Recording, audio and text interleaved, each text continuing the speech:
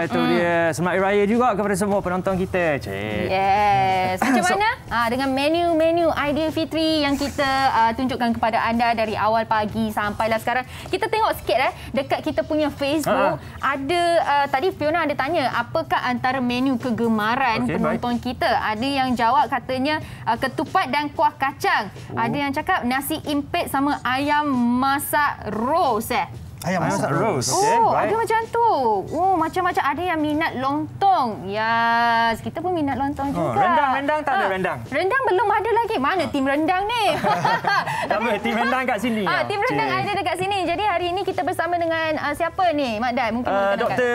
Chef Muhammad On Yizwan ataupun Dr. Chef One. Chef One, ya betul. Chef One ya, panggil Chef One senang kan? Tapi kita confused lah. Doktor ke chef ni? Kenapa Dr. Chef? Chef lah. Senang panggil kan? Senang panggil. Okey, jadi hari ini chef nak tunjuk apa kepada penonton dan juga kami dekat sini? Alright, hari ini saya nak kongsikan rendang lah. Rendang tok. Alright. Rendang tok. Yes, rendang tok. Tapi yang semua kat sini ni sebenarnya saya tahu rendang-rendang macam yang kita tengok yang ni kan. Tapi ni saya dah pernah tengok rendang-rendang yang macam ni lah. So ni rendang apa sebenarnya? Okey, Mak Dan. Hari ni saya nak masak rendang tok. Tapi yang itu saya bawakan juga lain-lain juga rendang lah. Contohnya saya ada rendang cili api tek salai bersama daun maman. Alright. Yang ini saya hidangkan bersama spaghetti. Yes. Fettuccine.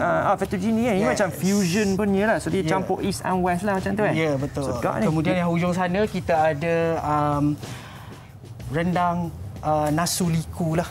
Rendang lengkuas. Rendang lengkuas. Kalau yang rendang cili api famous di Negeri Sembilan, tetapi nasuliku famous di kalangan masyarakat Bugis lah ataupun orang Sabah lah. Selama ni kan untuk pemahaman Fiona lah kan. Fiona ingatkan rendang ayam, rendang daging, lepas tu baru-baru ni dengan rendang tok. Macam tu kan. Rupanya setiap negeri sendiri ada rendang dia sendiri. Tidak semua negeri. Biasanya negeri Johor, negeri Sembilan, Sabah jarang-jarang dengar lah. Biasanya Perak lah. Kalau orang akan sebut rendang tok. Berapa jenis rendang yang kita ada di Malaysia sekarang? Lebih kurang dia senang cerita setiap rumah dia ada home signature punya rendang lah. So setiap rumah ada. Kalau kita cakap okey kita masak rendang macam ni tapi mak aku masak lain, atuk aku masak lain. Biasanya lah kawan-kawan akan cakap macam tu. Macam setiap rumah, setiap orang dia ada resepi sendiri lah. Ada tok saya buat macam ni, tok saya buat macam ni dulu. Betul. Okey. Tapi yang paling famous yang selalu disebut-sebut adalah rendang tok lah. Rendang tok sebab rendang tok dia menggunakan banyak bahan. So rasa dia lebih aromatik, lebih membuka selera lah. So dia lebih memikat lah. Tengoklah bahannya. Betul. Okey, jadi untuk kita nak buat rendang tok ni, apakah bahan-bahan yang kita kena ada? Alright. First kali rendang tok kalau dulu kala memang biasanya orang dulu-dulu memang gunakan daging kerbau lah. So saya dapatkan daging kerbau lah. So daging kerbau agak berbeza dengan daging lembu, Fiona. Daging kerbau dia punya fiber ataupun dia punya serat ni lebih kasar lah dan warna dia lebih gelap kalau dibandingkan dengan daging lembu. Segi rasa dia, kenapa kita nak guna kerbau kalau banding dengan lembu? Kenapa tak guna lembu sebab rendang ni dia ambil masa memasak yang panjang. Dan daging kerbau ni dia memasak dengan orang kata tempoh masa yang lama, panjang. Jadi daging kerbau dia lebih keras berbanding lebih liat berbanding daging lembu. So daging kerbau lebih sesuai lah. Kalau daging lembu masak lama dia akan jadi hancur macam tu je kan. Hancur lah. Kita nak dia. Tapi ikut kita boleh tengok bahagian-bahagian manalah kita nak gunakan. Kita punya wok pun dah panas wok So pertama sekali kena ada minyak, kita gunakan multi cooker. Sekarang senang je. Okey. Untuk rendang tok kita gunakan kaedah all in one method lah. So kita masukkan semua bahan. Kita ada 4 sekawan. Anda di rumah boleh take notes lah. Kita biarkan dia ke kita gaul-gaul? Boleh, nak kacau pun boleh Fiona, tak ada masalah. Alright, kemudian kita ada bawang putih, bawang merah, lengkuas dan juga halia lah. Saya letakkan sedikit halia. Alright. So ni resepi chef sendiri ke macam mana? biasa orang-orang tua lah. Saya tanya-tanya juga dengan orang-orang tua kan. Biasa mereka lah yang paling pakar. Yang tahu apa yang kena apa gu dengan apa kan. Okey. So kita tambahkan juga bawang hiris, tak kisah bawang besar ke atau bawang kecil. Alright. Biasanya kita akan gunakan lada cili kisar, tapi saya gunakan cili flakes lah. Kenapa guna cili flakes? Cili flakes ni sebab tekstur dia lebih kasar, sebab biasanya rendang ni tekstur yang kasar tu dia akan bagi kita rasa bite. Bila kita gigit tu kan. Kita nak ada kot yang tekstur sikit tu Uji betul lah di awal pagi ni. Betul. Kita gunakan juga serbuk kunyit. Okey. Tapi kalau rendang ni kalau nak sedap, bahan dia semua kita jangan blend pakai air. Seeloknya kita giling ke ataupun kita sagat lah. Sebab nanti rasa dia ditawarkan ke macam mana? Bukan ditawarkan. Ada pula ditawarkan. Rasa dia sebab rasa dia orang kata lebih lah. Sebab kita tak campur dengan air kan, lebih kau lah. Mana baik kita guna yang tumbuk dengan tangan lah. Ya, betul. Okey, kemudian kita ada jintan manis, jintan putih dan juga ketumbar lah. Kita sangai dulu supaya naik wangi dia, kemudian kita tumbuk lah ataupun kita kisar kasar. Alright. Okey. Masukkan sekali. So chef ni sebenarnya you punya belajar masak dekat mana? Saya belajar di banyak tempat dah belajar. Mak dia nak tahu yang mana satu. Okey, saya belajar diploma. Yang paling menarik? Paling menarik zaman diploma lah. Okey, kita ada asam keping dan juga daun salam. Ni uniknya rendang tok kita guna daun salam. Ada daun salam.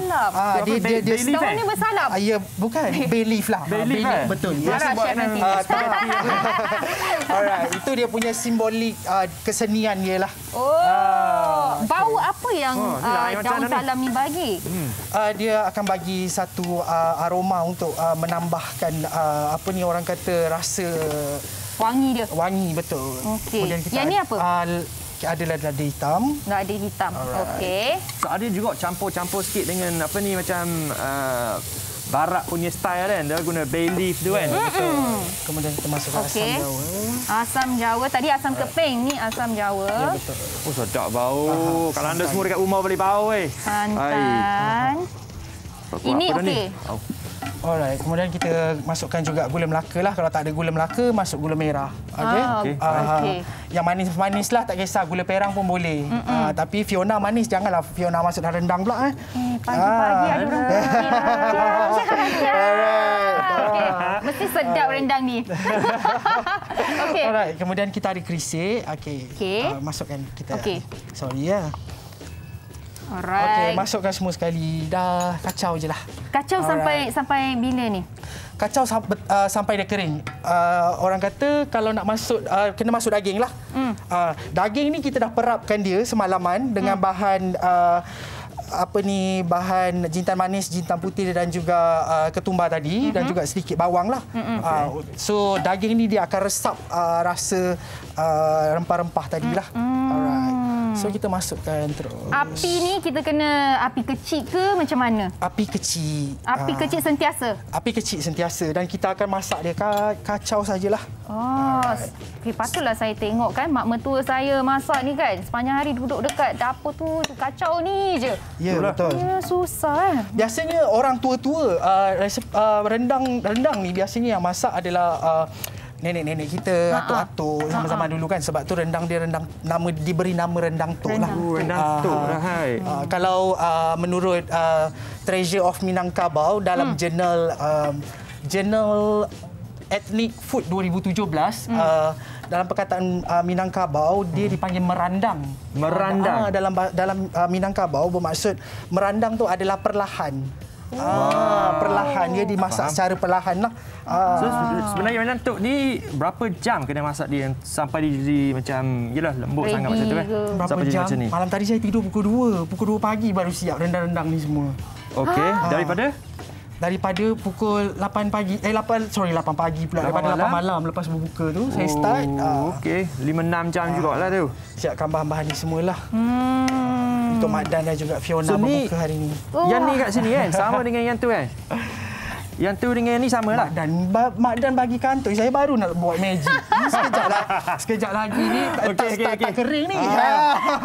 Tapi sebelum tu kan Fiona nak tanya jugalah kan. Biasanya macam kalau kita nak masak benda-benda macam ni kan nak perlukan masa yang lama semua. Orang kata macam masak dekat wok dia lagi banyak dia. Ini kita masak pakai cooker. Kita gunakan multi cooker. Multi cooker ni boleh juga sama juga dia punya ni result. Result dia sama saja sebab kita just nak dapatkan kepanasan untuk kita memasak kan.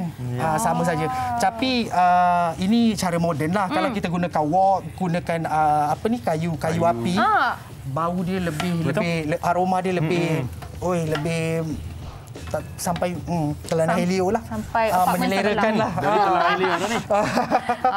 Okey. Jadi macam kita kalau gaul-gaul katakanlah dia dah kering kan. Seterusnya kita ada nampak daun-daun ni. Kita masukkan daun kunyit dan juga daun limau lah. Optional lah daun limau ni. Ada yang tak letak. Alright. So berbeza dengan rendang-rendang yang lain, rendang tok ni dia punya daun kunyit kita biasanya akan siatkan dia. Kita tak hiriskan dia. Kenapa buat macam tu? Sebabnya bila memasak dalam tempoh waktu yang panjang, bila kita siat ni dia punya saiz lebih besar. So dia takkan orang kata hancur lah. Kalau dia hancur dia akan dilute kan. So tips dia jangan potong kecil sangat lah. Potong besar sikit lah kalau nak buat. Biasanya kita siat. Okey. Wow. Okey, yang ini kan kita tengok kita masak macam ni kan, tapi ada juga dalam botol-botol tu. Alright. Yang tu pun rendang juga. Okey, yang ini actually paste rendang. Okey, ini paste rendang tok, yang ini paste rendang lengkuas dan yang ini adalah paste rendang cili api lah. So ni chef jual lah yang ni. Yang ini saya tak jual. Okey, actually saya tak jual, tapi kita boleh adakan sesi kelas untuk hasilkan paste memasak lah. Kalau dapat lihat dekat VT tu saya ada sediakan. Kita gunakan trio steamer untuk melakukan proses sterilisasi untuk hasilkan paste ni lah. Jadi yang paste ni boleh simpan lama lah. Paste ni boleh tahan 2 hingga 6 bulan lah bergantung kepada kita punya hygiene practice waktu kita sediakan bahan-bahan memasak lah. Dan kena simpan dia dalam peti ke kat luar ke? Kat luar, room temperature. Okey. So kalau simpan dalam freezer boleh tahan lama lah.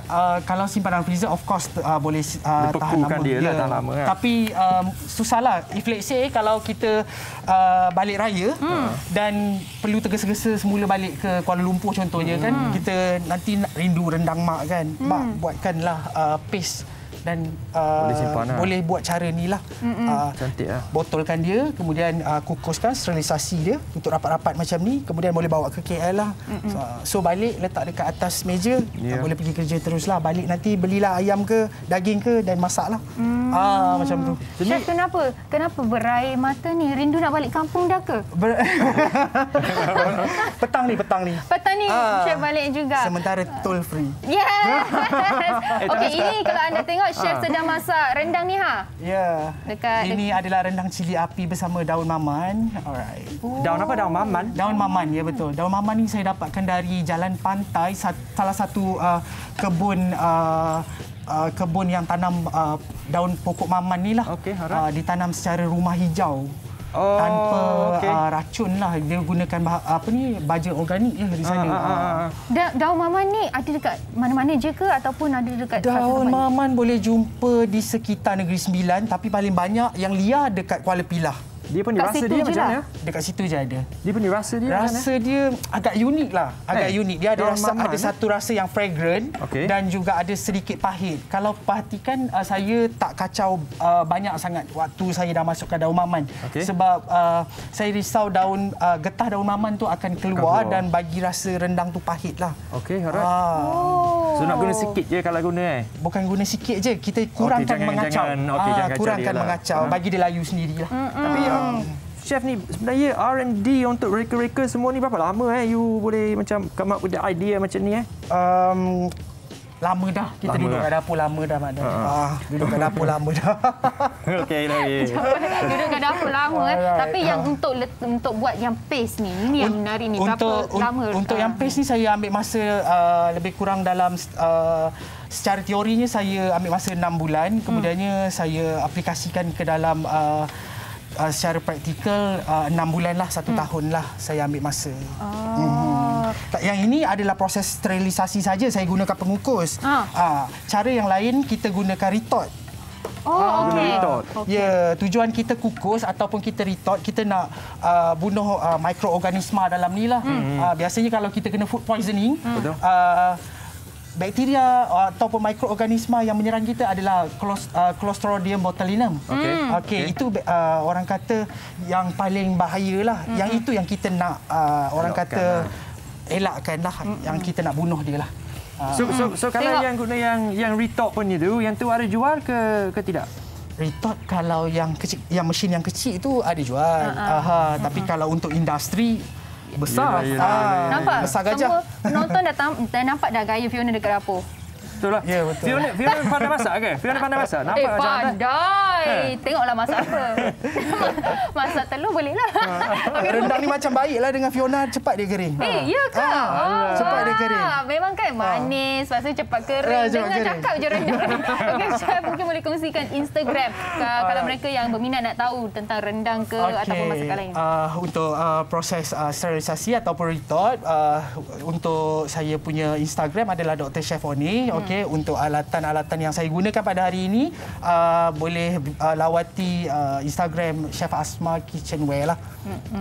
Okey, baik. Jadi sama-sama boleh pergi ke Instagram Chef nanti nak minta resepi rendang tok nanti pun boleh juga, sebab tadi mungkin kita laju kan, ada yang terlepas pandang semua. Betul. Boleh DM tanya Chef. Boleh, tak ada masalah. InsyaAllah free saya akan reply. Yes, thank you. Terima kasih Chef. Sama-sama Fiona. Terliur kita ni. Dah lambat lagi kan, kita kena tunggu sampai ni masak kan. Terliur kenapa pandang sini? Chef terliur sebab saya pandang Chef. Terima kasih. Okey, sama-sama. Okey.